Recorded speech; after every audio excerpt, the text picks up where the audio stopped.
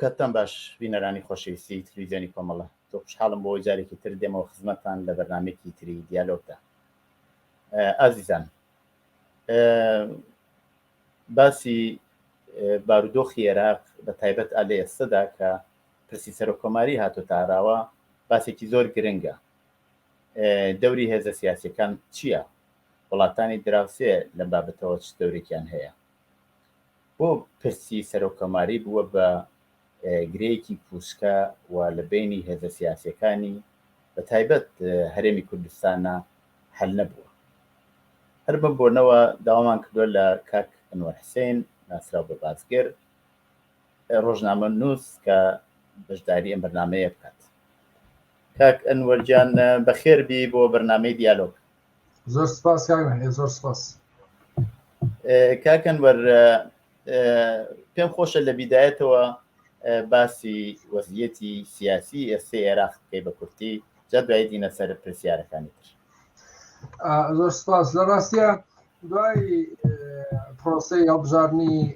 2021 لە عێراق زۆر چاودێران پێیانوا بوو کە ئەو هەڵبژاردنە جۆرێکی تر بارودۆخی عێراق باش بکات کەچی ڕێک بە پێچەوانەوە و نەخشەی سیاسی لە عێراقی گۆڕی و شوێن و پێگە و مۆقعەتی هێزە سیاسیەکانی ئاڵوگۆڕێک پێکرد کە چاوەڕوان نەکراو بوو. بەواتایەکتر بەشێکی زۆر لە هێزە سونیەکان امکاناتێکی گەورەیان پێدرا و دەنگی زۆریان هێنا کە لە دوای ڕوخانی ڕژەمی باسەوە لە 2023ەوە هەرگیز ئەم چانسە باشیان بە خۆیانەوە نەبینی بوو و لە هەمان کاتە ناوماڵی شیعی شەق کرد، چێ ڕەوتی سەدر پاڵیدایە پاڵ وڵاتانی کەنداوی فارس، وڵاتانی عەرەبی و هەم ناوماڵی شیعی پەرد کرد و تا ڕادەیەک دەنگەکانی سەدری چاڕوان نەکرا بوو و خاڵی سێمیشەوە بوو کە هاوپەیمانێتێکی سیر پێکات لە نێوان پارتی دیموکراتی کوردستان وەکو کورد و سەدر وەکو شیعە و حەلبوسی و خەمیس خەنجەر وەکو پێکاتەی ئەکسەریەتی سوننە و ئەمە خاڵێکیانەوەیە کە زۆر چاوەڕوان نەکراو بوو چ ئەم هێزانی کە ئەم دەنگیان هێنا و چ ئەم پێک هاتەی کە چونە ناوم ئێتیلافەوە ئەکسەریەتی کورسیەکانی پەرلەمانی عێراقیان بۆ خۆیان بردووە. ئەمە یەک لە لایەکی ترەوە ئەمە بەو مانایە کە وڵاتانی عەربی بە تایبەتی کە ئاجێنداکە لە ئیماراتەوە داڕێژرێەوە عەرەبستانی سعودی و تورکیا تایە بەشدارن بە ئەماشەوە جەمسەرەکەی ئەملاکە جەمسەری کۆماری ئیسلامی ئێرانە پاشیانی شوێن و پێگە و هەژمونونەکەی پاشەکشەی کردووە و دۆستەکانی دەنگەکانی کەمیان کردووە. هەر بۆیە لە دوای هەڵبژاردنەکەەوە بەشێکی زۆر لە هێزە سیاسی شیعەکان وتیان ئەو هەڵبژاردنە تەندروست نییە. خۆ لە ڕاستیشەوا بوو ئەو هەڵبژاردنە وەکو دەرکەوت کە ئاجێنداکە لە ئیماراتەوە دانرا و دەستکاری دەرەنکان کراوە لە حاڵدا خۆی پرۆسی هەڵبژاردن لە عێراق پرۆسەیەکی تەندروست نەبووە هیچ کات. بەڵام ئەم جارەیان بە جۆرێک ئاڕاستەکرا کە سونیەکان کە پەرایەز خرابوون بێنە پێشەوە و ناوماڵی شیعە کرد کرێ بە شکلێک کە موقتەدا سەدر ئەکسەریەتی دەنگەکان بێنێ. لە حاڵدا هەموو ئەوانە هەم بە تایبەتی هێزە شیعەکان کە خۆیان بە خاوەنی عێراقی دوای سەدام حوسێن نەزانن نیگەرانی زۆری لێکەوتەوە و کێشە و گرفتی زۆریان خوڵقان و هەتاگا بە ئێستا ئەمە درێژەی و هەربینیت لە جەلسەی یەکەمی پێکهاتنی سەرۆکایەتی پەرلەمان کە دەنگدرا بە سەرۆکی پەرلەمان و بە دووجێگرەکەی کێشە و گرفت دروست بوو لەسەرەوەی کەەوە قانونیە ناقانونیە، دوایی دادگای فیدرالی سلمان دیکەوە قانونیە. ئێستا جارێکی تر لەسەر پۆستی سەرۆکۆمان لەبینی بەڕێز بەرەم ساڵح هوشیار زێباری مەسەن گرفت هەیە لەسەرەوەی ئایا کاندیدکردنی هوشیار زێباری قانونی یا قانونی نییە بە حکمەوەی پێشتر تانە لێدراوە و بانکراوە و کەیسی هەبووە لە حکومەتی پێشووی عێراقە. خاڵی سێمیشەوەیە کە ئێستا ئەمڕۆ دادگای فیدرالی جوابی بەڕێز بەرەم ساڵحی داوەتەوە کە ئەو هەڵبژاردنانەی کە حوتی فێبریۆی لە ناو پەرلەمان ناکرێت پێویستی بەوەیە دوو لە سەرسەی دەنگەکان دوو لە سەرسەی پەرلەمانتاران ئامادە بن، یعنی نزیکەی 218 دەنگ 220 دەنگ ئامادە بن بۆی نیسابی قانونی تاوکە کە پێم وایە ئەمەش گرفتی شکە دروستەکە ڕەنگە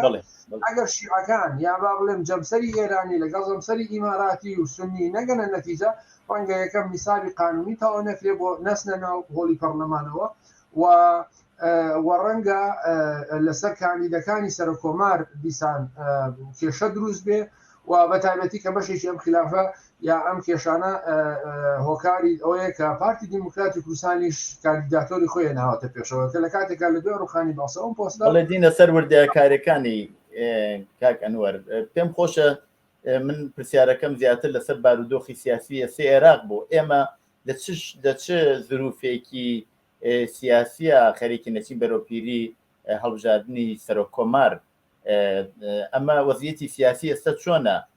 تەمان ئەمریکا بەشێکی زۆر لە هێزەکانی کشاندووەتەوە ئایا ئەمریکا هێشتا هەر قسەی یەکەم ئەمریکاییکە یا هێزی تر هەیە خەریکە دەستێوەرەدا لە بارودۆخی عێراق لە ڕاستیە کاک ئەگەر بڵێم لە دوای ڕوخانی ڕژێمی بەعسەوە لە ئاسمان قسەی یەکەم ئەمریکا کردوێتی لەسەر ئەرز قسەی یەکەم کۆماری ئیسلامی ئێران کردوێتی بەواتەیەکتر هێشتا ئاسمانی عێراق بەدەست ئەمریکیەکانەوەیە و زەوی عێراق بەدەست کۆماری ئیسلامی ئێرانەوەی بەواتەیەکتر ئەم دوانە ململانیان بۆ لە ئاسمان و ئەرز لەسەر کێشە سیاسیەکان لە عێراقا بەڵام من پێم وایە تا ئەم هەڵبژارنەی پێشوو کۆماری ئیسلامی ئێران دەوروونەخشی گەورەی هەبووە لە عێراق هەژمونی گەورەی هەبووەوە جگەلەوەی کە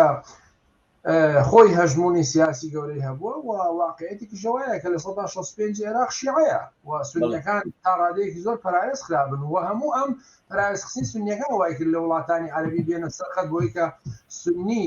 بێنەوە پێشەوە بۆ هاوپەیمانی تو ڕێکوتنانە بکەن بەڵام لە ڕاستی ئەمریکا وەکو جەنابتر یەکەم پاشەکشەی زۆریان کردووە لە زۆر بنکە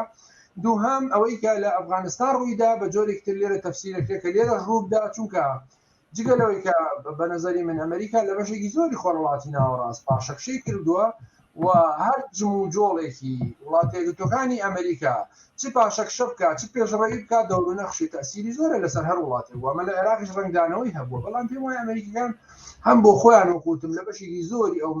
ئەو ناوچە نفوزانێکی هەبوو پاشەکشیان کردووە و لە هەمان کاتیشان نیگەران بوون لە بارودۆخی عێراقیان پێ کۆنتڕۆڵ نەکرا جگەلەوەی کە سەربازگەلێکی زۆریان کوژراوە و جگەلەوەی نایانتوانی دیموکراسی لە عێراق تەخێ بکەن و جێی خەن و نایانتوانی هێزەکان بکەن بە لایەنگیری خۆیان و نایانتوانی پاشەکشە بە نفوزی کۆماری ئیسلامی ئێران بکەن بەسەرەوەمانەوە بە نەزەری من ئەمریکا دەور و نەخشەکەی کاڵبووەتەوە بۆی ئەو دەور و نەخشە بە نەزەری من داوێتی بە وڵاتانی عەرەبی و داوێتی بە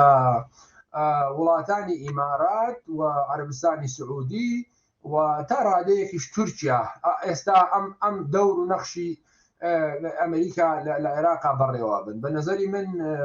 بارودۆخی سیاسی عێراق باش نییە و تەسەوریش ناکرێ باش بێ و جگەلەوەی کە لە ڕابردوویە مەشاهدی ئەوەی ململانی نێوان شیعە و سونە ململانی نێوان کورد و عەرەب بەردەوامی هەیە و لە هەمان کاتە ئەتوانم بڵێم هیچ ئاماژەیەک نییە بۆی کە هەڵبژاردننی سەرۆکۆماریش تەواو بێ سەرۆک وەزیرانیش بۆ خۆی گرفتێکی ترە بەڵام هەر ئەم کێشە و گرفتانەی عێراق کۆتایی نایە جگەلەوەی کە ململانەی بەردەوامی ئەمریکا و ئێران لە عێراقەیە و لە هەمان کاتان هێزە سیاسیانەی عێراق خەریکان ئینتیمان هەیە بۆ دەوڵەتێک و ئەجەنداکان لە دەرەوە داڕژ لە دیقەت بە لە چەند ڕۆژی ڕابردوودا جگەلەوەی کە ئەمریکەکان بەردەوام لە عێراقا هەن لەسەر خەتن ئینگلیزەکان و بە نەزەری من تورکیا ئێران عەربستانی سعودی ئیمارات هەموو ئەمانە خەتەکانیان گەرم کردێتەوە لەگەڵ ئەم هێزانە بۆی کە هەریەکە بۆ خۆی نفوزی بچێتە پێش و بتوانێت دەور و نەخشی زۆرتری هەبێت هیوادارم من دەنگم ببێ نازانم دەنگم لەلای ئێوە هەیە یا نا زۆر باشە بەڵام من کێشەیەکی کامێرام هەیە هیوادارم دەنگەکەم بێ مەسەلەکە ئەوانەی وایە و ئیشارەتان پێکرد تەبعەن وایە بەڵام ئێستا هێزی وڵاتانی ناوچە تەبعەن وەکو تورکیە و عەربستانی سەعودی و ئەماراتوانە وا دیارە ئەوان لە ڕێگەی ئەمریکا لە ڕێگەی ئەوانەوە بە تایبەت لە ڕێگەی عەربستانی سەعودیەوە دەور ببینێ وان نیە بەڵام منیش وام دقیقاً وام ڕەنگە جێل لە قسەکانم نەبوو بێت پێم وایە ئەو دۆر و نەخشە دراوە بە ئیمارات بۆ معلوماتی جەنابەت هەم ئەو ڕووداوانەی کە لە خوێران لە 2 هەفتەی ڕابردوو لە حەسەکە ڕوویداوە ئەجێنداکەی لە ئیماراتەوە داڕژراوە و هەم ئەو بەڕێوەچوونی پرۆسی هەڵبژاردننی 2021 لە عێراقا ئەجێنداکەی لەوێ داڕژراوە و ئەم بارودۆخی ئێستا لە عێراق بێکاتەوە لەسەر پرسی سەرۆک کۆمار و سەرۆکوەزیران دیسان ئەجێنداکەی لە ئیماراتەوە بەڕێوە برێت و بەڕێی منەوەیە کە ڕۆڵەکە زۆرتر دراوە بە ئیمارات تا عەرەبستانی سەعودی بەڵام لە هەر حاڵدا ئەوانە گروپێکی سونین جەمسەرێکی سونین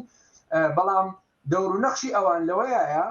بە پێچەوانەی کۆماری ئیسلامی ئێران دەور و نەخشی ئەم جارەی وڵاتانی عەرەبی ئەوەیە کە نەک بە تەنیا سونیەکانیان تەقویە کردو بەهێزیان کردوون لە دوو جەمسەری لیستی حەلبوسی و خەمیس خەنجەر نزیکەی 64 تا 68 کورسیان بۆ کۆکردوونەوە کە ئەمە زۆر زۆرە بۆ سونیەکان و لە هەمان کاتاتوانیویانە گەورەترین کوتلەی شیعی کە ڕۆتی سەدرە بێن بکەن بە هاوپەیمانی خۆیان وەزایدەن گەورەترین کوتلەی کوردیش کە پارتی دیموکراتی کوردستانە یعنی نەخشەکەیان بە جۆرێک تێکداوە کە بەشێکی زۆری هەژمونەکان لە دەست کۆماری ئیسلامی ئێران دەهێناوە بە نظری من ئەماگەر ئەمریکای لە پشتۆنە بێ ڕەنگاوان نەتوانن ئەو نەخشە گەورە بژیان بەڵام قسەکەوەیە ئایا ئەم بەرنامەی کە لە ئیماراتەوە دادرێ یان باب لە وڵاتانی عەرەبی ئەجێندا ڕێژیەکەن ئایا کۆماری ئیسلامی ئێران بە ئاسانی دەستی لێ هەڵەگرێ بە نظری من دەستی لێ ناگرێت و هاتنی چەند ڕۆژی ڕابردووی ئیسماعیل قانی بۆ عێراق و بۆ هەولێر ئاماژەیە بۆی کە پەیامی داوە کە ئەوان لە هەر حاڵدا دژی هەر هێزولایانێکن کە بەرژەوەندەکانی ئەوان بخاتە مەترسیەوە و ئەوان هەرگیز دەست لە پشتیوانی لە هێزە هاوپەیمانەکانیان و بەتایبەتی لە شیعەکان هەڵناگرن و لە بەرامبەر ئەمە چەند تەرحێکیان داوە کە ئەمانە بکرێ و ئەوانەی کە ئەوان بە دۆستی خۆیان نەزانن لەو هاوپەیمانێتی بێنە دەرەوە و ڕێگر نەبن لە بەردەم پرسی سەرۆک کۆمار و پرسی سەرۆک وەزیران و پشتیوانی لە یعنی لانی کەم هاوپەیمانی و تەنسیق کە لەوان بەشێک زۆر لە هێزە شیعەکانی دۆستی ئێران پێکاتوە بەشدارن لەو حکومەتەیە بێگومان ئەگەر ئەم ئەجێندایی کە قانی پێشکەشی کردووە جێبەجێ نەکرێ بێگومان ئەو حکومەتەی داهاتوو ناتوانێت 6 مانگ درێژە بکێشێ بۆیە قسەکەوەیە کە بە نەتیجە پێم وایە ئەبێ ئیمارات و تاران یا با بڵێم واشنگتۆن و تاران ئەبێ بە نەتیجە لەسەر ئەجێندایەک ڕێکەون کە بەرژەوەندەکانی هەردووکیانی تیا پارێزراو بێت. بەڵێ لەم بەینا مەسلەی کورد زۆر دەوری بووە ینی ئەو هەڵبژاردانەوە کرا پارتی دموکراتی کوردستان ڕێژەی ئەوانەی وا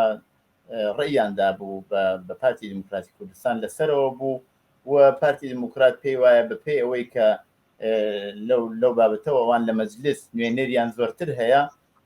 پرسی سەرۆکۆماریش هەردیسان ئەوان دیاریەکەن چێ بە سەرۆکۆمار تەمان بەشی کووردە بەڵام ئەوەی کە پێشتر ئەو تەوافقەوە لە بینی تەوافقی استراتیژیەوە لە بینی یەکێتی و پارتیا بووە ئەوە تەبعاً هەڵەوەشێتەوە بەو جۆرەوە ئەوان باسیەکەن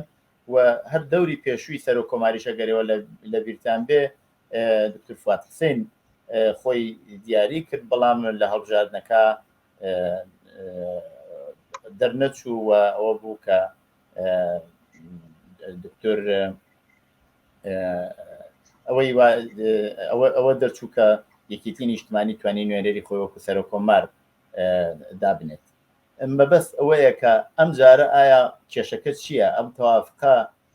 ئایا پارتی دموکراتی کوردستان تەوافقی لەگەڵ سەدر پێ بەلاوە زۆر گرنگترە یاکو ئەوەی کە لەگەڵ لە ناو ساحەی کووردا ئەبێ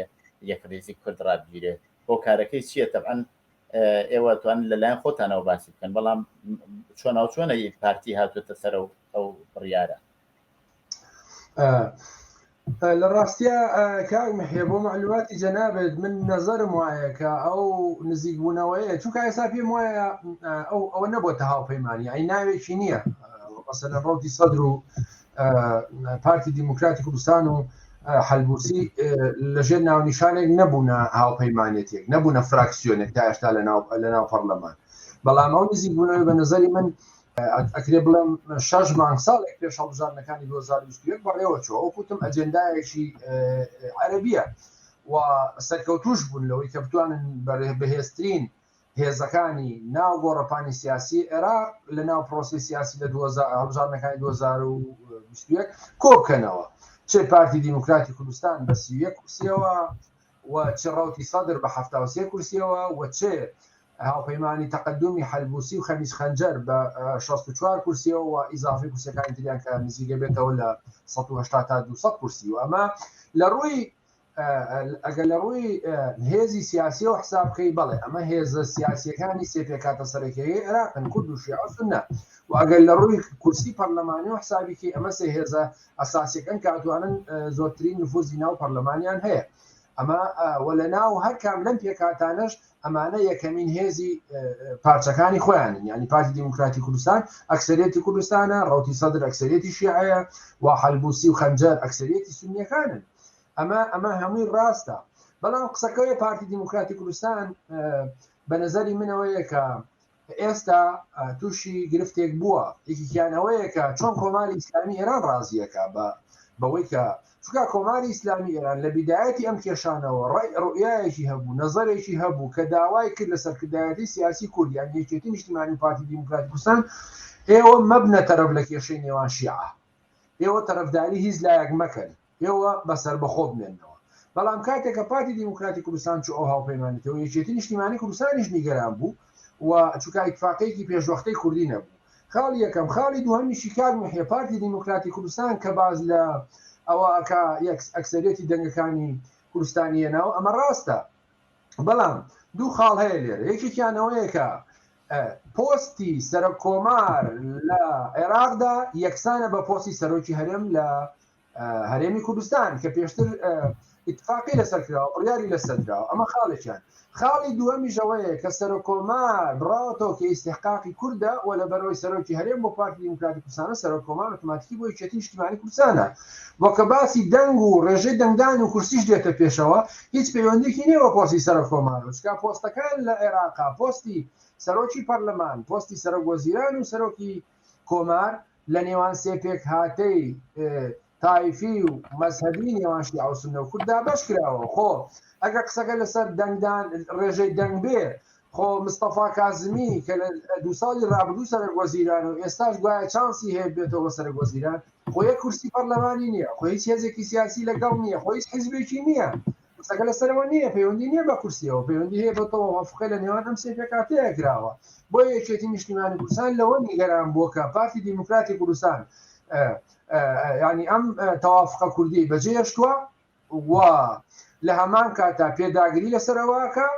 و لە بەیاننامەی دوایین بەیاننامەی ڕاگەاندراوی یەکێتی نیشتیمانی کوردستانیش هاتووە ئەوان بۆیان ساغ بۆتەوە کە بە ڕێزبارزانی بە تەنها کێشەکەی لەسەر لەگەڵ بەرهەم ساڵح نەبووە بەڵکو ئەگەر ئەوانیش بکشێتەوە ئەمان کاندیدی خۆیان ناکشاندەوە بەڵام ئێستا کاک محێ ئێستا هاوکێشەکە چۆنە ئێستا لە دوای سەردانی قانی بۆ هەولێر و بەغدا و لە دوای تونبوونەوەی ململانەکان پێچێ ینی یەکێکە لە احتیمالەکان کە ڕەنگە هەردوو حیزب یەکێتی نیشتیمانی پارتی دیموکراتی کوردستان کاندیدەکانیان بکێشنەوە بۆ دەلیلی کە لە حوتی مانگ وەکوتم ئەبێ پەرلەمانی عێراق لە کۆی 329 ئەندام ئەبێ دوو لە سەرسی ئەندامەکانی کە نزیکە 220 کەسەکە ئامادە بن و بەبێ ئەمە ناتوانن پرۆسەی دەنگدان بەڕێوە بچێت و هیچ کام لەم هێزانە بە ئیتیلافە بەهێزەکەی بارزانی و سەدر و حەلبوسیش ناتوانن ئەم کورسیانە کۆ بکەنەوە و ئەم ئیتیلافەی تریش ئەمەی تریش کە ناویندراوە تەنسیق هێزە شیعەکانی ئەوانیش ناتوانن ئەمە کۆ بکەنەوە بۆیە لێرە گرفت دروستە بێت بۆیە بەنظری من یەکێ لە احتیمالەکانەوەی هەردوو لا کاندیدەکانیان بچێشنەوە چ پارتی دیموکراتی کوردستان چ یەکێتی نیشتیمانی کوردستان و لەم بارەیەوە کاندیدێکی تر یەکێتی نیشتیمانی کوردستان تەرحیکا بۆی کە ڕەزامەندی پارتی دیموکراتی کوردستانیشی لەسەر بێ مەسەلەن یان ئەوەی کە کاندیدێکی تر بێ کە ئەم کێشەیە بەلادا بخا و ئێمە لەگەڵەوەش کە نیگەرانی ینی مەسەلەن یەکێتی نیشتیمانی کوردستان و پارتی دیموکراتی دوێزی ئەساسی کاریگەری سلبیانە بێ لەسەر بارودۆخی کوردستانیش کاتێک کە تەوافق و هاوپەیمانەتیەکان تێکچێت بۆیە هیوادارم بیر لە ئەڵتەرناتیڤێک بکەنەوە کە ینی لانی کەم ئەگەر هەرکامیان لە بەرەیەکە لە جەمسەرێکە بەرژەوەندیەکانی خۆی پارێزێ بەڵام خاڵێکی هاوبەش لەبەر چاو بە نظر احتیبار بکەن کە بەرژەوەندی هەرێمی کوردستانە و بە نظری من شیعەکان یا سوننەکان تێڕوانی جیاوازیان نییە بۆ کورد ئێمە چ ڕابردوو تەجربەمان کردووە سوننیەکان هەڵوێستیان چی بووە ولا چەند ساڵی ڕابردووش لە دوای پرۆسی ئازادی عێراقەوە تەجربەی شیعەکانیشمان کردووە مالکی عەبادی عەلاوی هەموو هەڵوێستێکی پۆزتیڤیان نەبووە بەرامبەر بە پرسی کورد بۆیە بە نظری من ئەم ئینشقاقیان ئەم بارودۆخی کە لە ناو ئیتلافی کوردیا ڕوویداوە ینی تەسیری خراپیە بێ لەسەر هەرێمی کوردستان لە داهاتووە و ڕەنگە هەر ئەوە ئەجێندایەک بێ کە وڵاتانی دەوروبەریش پێی خۆشحاڵن بۆیە بە نظری من پۆسی سەرۆکۆمان نەبێ بە ینی پچڕانی پەیوەندیەکانی نێوان یەکێتی نیشتیمانی پاش دیموکراتی کوردستان باشە ئەو ئینشقاقە بۆ ڕووی داوە ئەوەی وا دیارە لە ماوەی تقریبەن 6 مانگی ڕابردووە بگرە زیاتریش لە ناو یەکێتی نیشتیمانی بۆ خۆی تووشی قەیرانێکی ڕێبەرایەتی بوو لە بیدایەتەوە هاوسەرۆکی بوو دوای هاوسەرۆکەکانی لابردرا بوو بە هەر یەک سەرۆکە بەڕێز بابڵ تاالبانیە ئەم کێشەی ناو یەکێتیە چنێ دەوری بووە لەسەر ئەوەی کە هاوسەنگی هێز بە قازانجی پارتی دموکرات دەربچێت و لە لایەکی کەیشەوە هێزە شیعەکانیش ئەو وەزیەتە بقۆزنەوە بە تایبەت سەدر کە لەیرۆ بێ گوشارێکی زیاتر بۆ یەکێتی نیشتیمانی بێرێت چونکی پرسەکە هەر لەسەر مەسەلەی سەرۆکۆمار نییە ئەو ناوچەوانەی وە زیاتر جێگەی پرسە بە تایبەت کەرکووک و بڕێک لە ناوچەکانی تر لە شوێنەکانی تر ئەوانە زیاتر هێزی یەکێتی نیشتیمانی تێدا بووە لەوێ دەستی باڵای بووە چەنە ئەمانە تەسیری هەیە لەسەر وەزیەتە وایسە لە هەرێمی کوردستان هاتووە لە داهاتووی هەرێمی کوردستاندا وەڵا لە ڕاستیە هەمیان کەم و زۆر تەسیریان هەیە بەڵام بە نەزەری منەوە کێشانەی کە لە دوای هەشتی تەموزی پارساڵەوە لە ناوێکێتی نیشتیمانی ڕوویدا دەرەنجامی هەڵبژاردنەکان پێوتین کە یەکێتی نیشتیمانی کوردستان پاشەکشەی نەکردووە و دەنگەکانی لانی کەم پارێزگاری لە کورسیەکانی خۆی کردووە بەڵام بێگومان ڕووداوێکی ناخۆش بووە بۆ لانی کەم بۆ خەڵکی کوردستان و بۆ یەکێتی نیشتیمانی کوردستان بەڵام ئەوە ئێستا ئەوە بە شوێنی خۆی و بە نەزەری منەوەیە کە هەموو هێزە سیاسیەکانی عێراق وازان کە یەکێتیش بەقەدەر حەزمی خۆی دەور و نەخشی هەیە لە عێراقەوە بە تایبەتی ئەمە حیزبی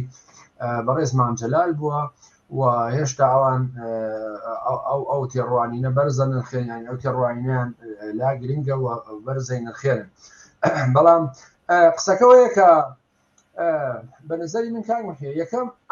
ئەم ڕۆڵبیرینانە تەبیعیە بە شەرتێکا لە مەسەلە جەوهریەکە نەکات کە مەسەلەی پرسی کووردە ئەگەر نا خۆ بە تەنیا مەسەلەن هەر ماڵی کوردی نییە کە ئینشقاقی تێکەوتۆ کرد بووە ینی مەسەڵ سونیەکانی جوان خۆی کە من لەو کاتۆ بۆ جەنابەت بازەکەم لیستی خەمیس خەنجەر و حەلبوسی کێشەی گەورەی بوو دوای هەڵبژاردنەکان بەڵام لەسەر دەستی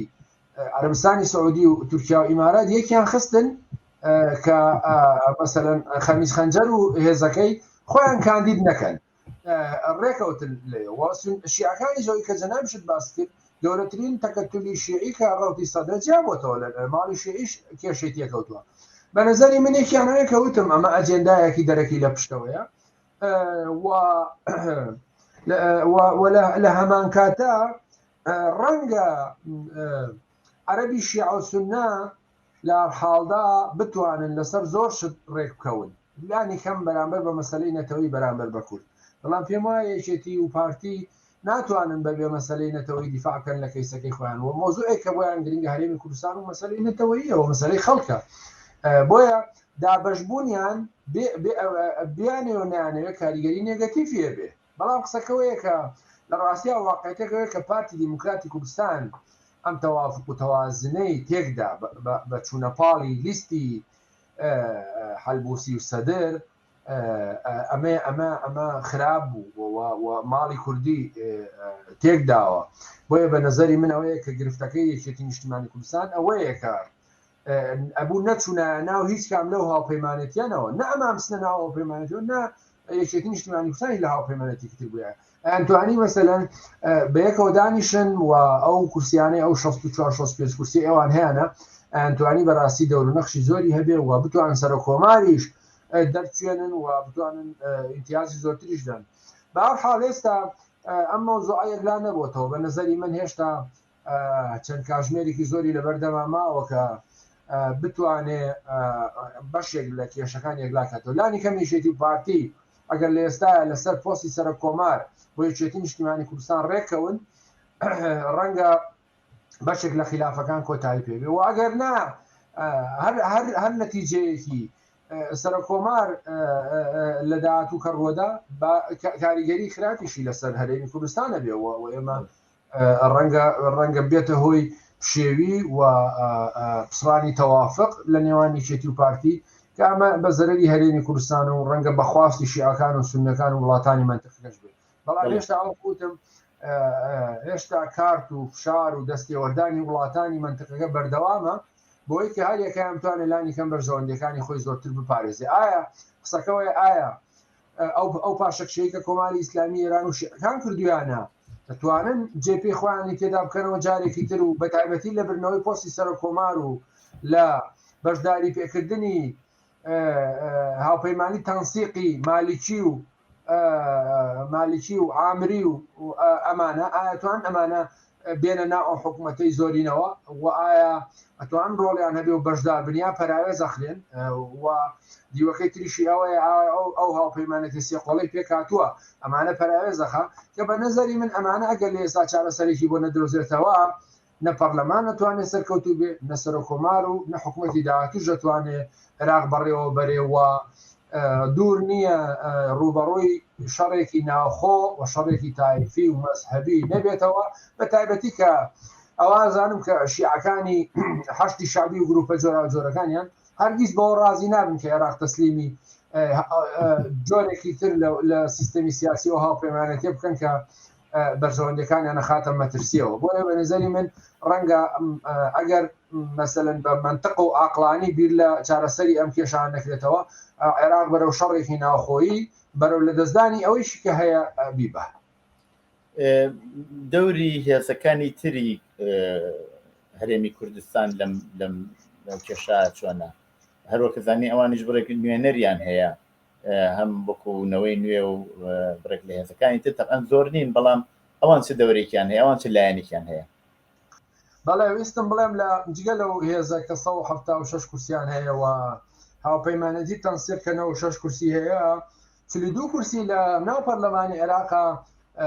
سەربەخۆن ینی مەسەلەن لە پاڵ مالیچین لە پاڵ سەدرن 42 کورسی وەلە هەرێمی کوردستانیش نەوەی نوێیە یەکگرتووی ئیسلامی و کۆمەڵی دادگەری و هەموو ئەمانە کورسیان هەیە بێگومان دەور و نەخشی خۆیان هەیە بە تایبەتی کە هێشتا ساغ نەبووەتەوە بەڕاستی ئەم هێزانە مەسەلەن لە پرسی کاندیدکردنا چۆن مامەڵاکەن. بەڵام کاک محێ لە عێراقا واقعەتێک خولقاوە کە بەداخەوە بڵێم کە ئەم پرسە سیاسیانە کە دێنە پێشەوە سەرۆک کۆمارە سەرۆک وەزیرانە و سەرۆکی پەرلەمان و تەنانەت وەزیرەکان و هەندێک جار دابەزێ بۆ بەڕێوەبەرێک گشتەکانیش پارە تەحکومی پێوەکە بەداخەوە یعنی مامەڵەی بازرگانی ئەکرێ بەم پۆستانەوە و لیستێک 5 کورسی هەیە مەسەلەن بەبێ پارە دەنگ نادا والحاصل مەبدەئێک و ئیدۆلۆژیەک لە پشتیەوە نییە پارە تەحکومی پێوەکە و دەور و نەخشە جێڕێکە بەداخەوە ئەمە یەکە عێراق ناتوانێت بکەوێتە سەسکەی خۆی و ناتوانێت پرۆسەیەکی دیموکراسی تێپەڕێنێ و عەدالەت و یەکسانی و مافی خەڵک و ئینتیما و عێراقێکی ئارام بێ کە بەشێکی زۆر جگەلەوەی کە بۆ خۆتان شایدی ئەوەن بە $100 ملیار دۆلار لە عێراقا دزرا و گەندەڵی هەیە و ئەم پرۆسە سیاسیە میشە بۆ شوێ بەڕێوەچێت بەداخەوە بەهۆی خلافی نێوانی شێتی پارتیۆم هێزە بچووکانی کە لە کوردستانن کورسیەکانیان کەمە هێشتا بەڕەسمی خۆیان بەیان نەکردووە مەسەن ئایا دەنگەدەن بە شیعە نایدەن بەڵام بە نەزەری من کەم نییە کورسیەکانیان کەم نییە و چەند کورسیەک لای بکاتەوە مەسەلەی پرسیار کۆماری چەند کورسیەک لە خۆی پرۆسەکاتوانە دەور و نەخشیە بێ بۆ یەکلاکردنەوە بەڵام بە نەزەری منەوەیە کە لیستە گەورەکان و تەحالفە گەورەکان دەتوانن ئەم پرسە یەکلاکەنەوە بەڵام لە حاڵدا ئەوەندەی من بزانم بەشێکی زۆر لەم هێزە سیاسیانە نزیکن لە یەکێتی نیشتیمانی کوردستانیەوە و لە هەڵبژاردننی پێشوشە بە جۆرە لە جۆرەکان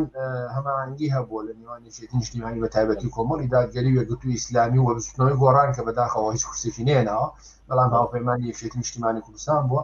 و کەم و زۆر دەور و نەخشی خۆی هەیە لە عێراق هێشتا. دوایین پرسیارم مەسەلەی کۆمەلگایە خەڵک لەم کێشانە دەوریان چەندێکەیە ئایا ئەوان دانیشتوون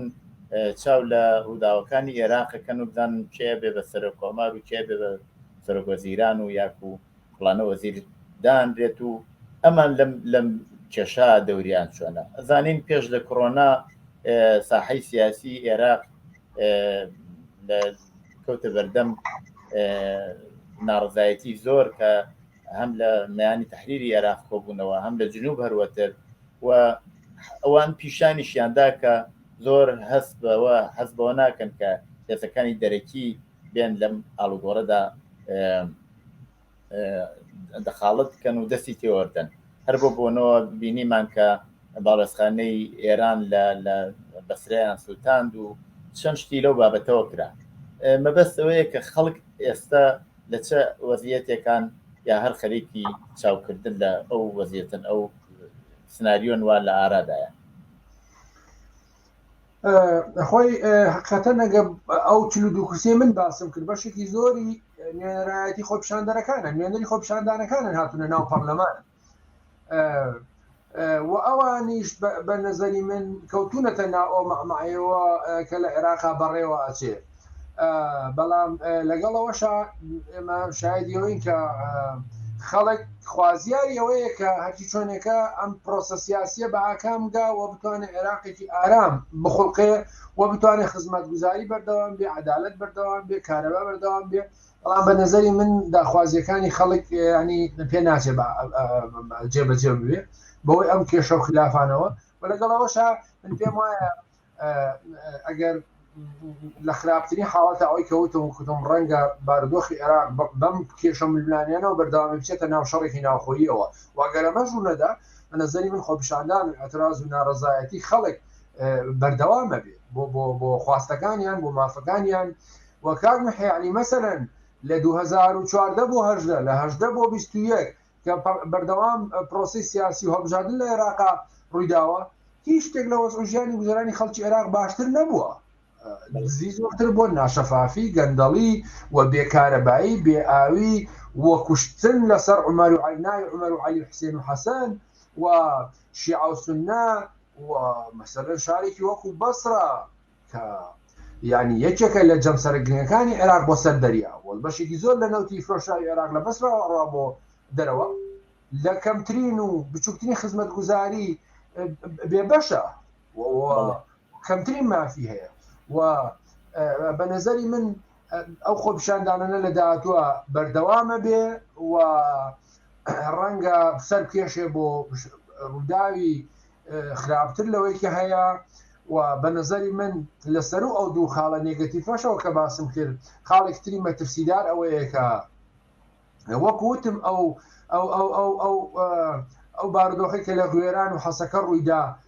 دیسان لە ئیماراتەوە دارەژابوو پەیوەندی بە بارودۆخی عێراقیشەوە هەیە ئازادکردنی ئەو زیندانیانە بەشیشی بۆ بوو کە بارودۆخی عێراق بشێنن بۆیە مێ بڵێم داعش لەسەر سنوورەکانە و پشتیوانی یەکرێ بۆ دەخالەتکردن و شار و هێرش بۆ سەر عێراق و لانی کەم بۆ گرتنەوەی چەند شارێک و بتوانێت ئاژاوی زۆرتر بنێتەوە بە نظری من عێراق لە بەردەم مەترسی و کارەساتی گەورەیە کە هەرگیز بەم زوانە چاوەڕوانیەوەی لێ ناکرێت کە بارودۆخەکەی باشتر بێ و بچێتە سەر سکە و خەڵکی عێراق بە ئاشتی و ئارامی بژین بەداخەوە کە هیوادارم وانە بێت بەڵام چ دەخالەتی وڵاتانی منتەقەکە چ بێ دەربەستی وڵاتە یەکگرتووەکانی ئەمریکا و چێ ناتەبایی و ناهۆمۆجینی نێوان هێزە سیاسی شیعە و سوننەکان و هێزەکانی تریش وای کردووە کە عێراق بەداخەوە بەردەوام فۆکەسی میدیای لەسەر بێ کە بە بارودۆخی خراپ هاتیە پەڕێ بەداخەوە کە پرۆسی سیاسی لە بە زۆرشێکی زۆر لە وڵاتانی دنیای دیموکراسی بە ئاسانی بەڕێوەچێەوە قابلیەوەی دووا بکەوێ بەڵام قابلی ئەو هەموو سەودا و مامەڵێ و دەستی وەردان و دەخالەت و تایفی و مەسهەبگەرایی و گروپی چەکدار و ئەوە نییە بەداخەوەکە هیچ فۆرمێک و شێواز و سیمایەکی دەوڵەتێکی